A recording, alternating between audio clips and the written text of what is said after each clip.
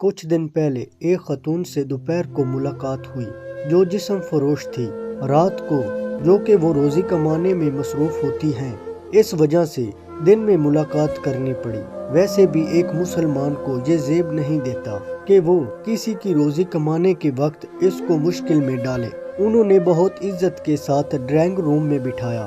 خاطر مدار کی ان کا حال پوچھنے کے بعد میں نے سوال کیا کہ آپ اس بے لذت کام میں کیسے پھنس گئی؟ ایک لمحے کے لیے ان کے چہرے پر اداسی چھا گئی، پھر مسکرا کر بولی کہ عشق ہو گیا تھا اور محبت میں اندھی ہو کر گھر سے بھاگ نکلی۔ کچھ دن محبوب نے چار دیواری میں میری چادر اتار کر دل و جان سے محبت کی، اور اس کے بعد نہ سر ڈھانپنے کو چھت رہی اور نہ چادر۔ جب واپسی کا سفر کرنے کا سوچا تو خیال آیا کہ بھاگنے کا فیصلہ تو میرا تھا، اب اگر گھر گئی تو تھوڑی بہت والدین کی عزت بچی ہے وہ بھی لوگ تار تار کر دیں گے۔ رہنے کو ایک جگہ ٹھکانہ ملا جہاں مجھ جیسی لڑکیاں تھی، اور بس پھر جسم فروشی ہی روزی روٹی کا سبب بن گیا۔ سوال کیا کہ والدین تو معاف کر ہی دیتے ہیں، ان کا دل نرم ہوتا ہے، تو ایک بار چلی جاتی؟ تو مسکرا کر بولی معاف تو اللہ بھی کر دیتا ہے، لیکن لوگ معاف نہیں کرتے۔ عورت کا منہ کالا ہو جائے تو پھر یہ دنیا والے کبھی گورا نہیں ہونے دیتے، مرتے دم تک کالا ہی رہنے دیتے ہیں۔ سوال کیا کہ چلے بھیک مانگ لیتی، کم سے کم جسم فروشی سے تو اچھا کام ہے؟ تو بولی یہ سب کتابی باتیں ہیں، کوئی کسی بھکارن کو کرائے کا کمرہ بھی نہیں دیتا، جھونپڑی میں بھی نہیں رکھتے، عزت بیچ کر کم سے کم عزت سے تو رہ لیتی ہوں۔ اپنا گھر ہے، اپنا بستر ہے، اس دنیا میں اسی کی عزت ہے جس کے پاس پیسہ ہے۔ یہ دنیا تو منافق لوگوں سے بڑی پڑی ہے جو نیکی کا درس دیتے ہیں اور اندر سے شیطان ہیں۔ کسی کو کہیں کہ طویف سے شادی کر لے تو وہیں بولتی بند ہو جائے گی۔ سوال کیا کہ محبت کیا ہے؟ کچھ لمحے خاموش رہنے کے بعد بولی کہ محبت بھی ایک دھندا ہے۔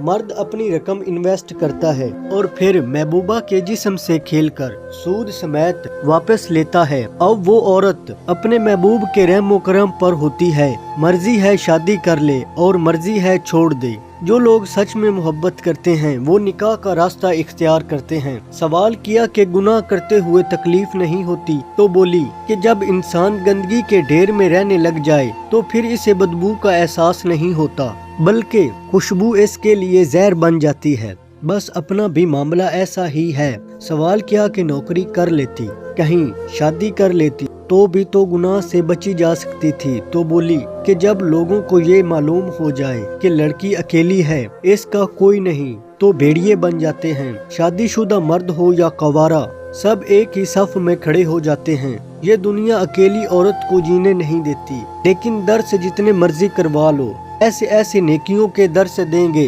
لیکن شکلیں مومنوں والی اور کرتوت کافروں والے کرتے ہیں۔ پھر بولی عدی کون کرے گا آج کل؟ لوگ ایک دوسرے کا جھوٹا پانی نہیں پیتے۔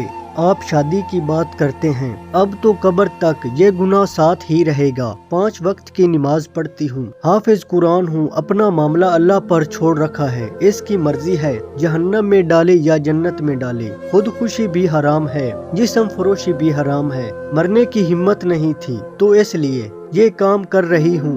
دلوں کا حال تو وہی جانتا ہے نیازی صاحب، دنیا والے تو بس پھٹے کپڑے دیکھ کر مزے لیتے ہیں اور کچھ نہیں کرتے۔ کوئی استغفار پڑھ پڑھ کر دیکھ رہا ہوتا ہے اور کوئی چسکے لے کر دیکھ رہا ہوتا ہے۔ انٹرویو کافی لمبا ہو سکتا تھا، لیکن ایک چاہنے والے کی کال آ گئی تو انہیں جانا پڑا، اور جاتے جاتے کہہ گئی کہ اللہ آپ کو اپنے حفظ و امان میں رکھے۔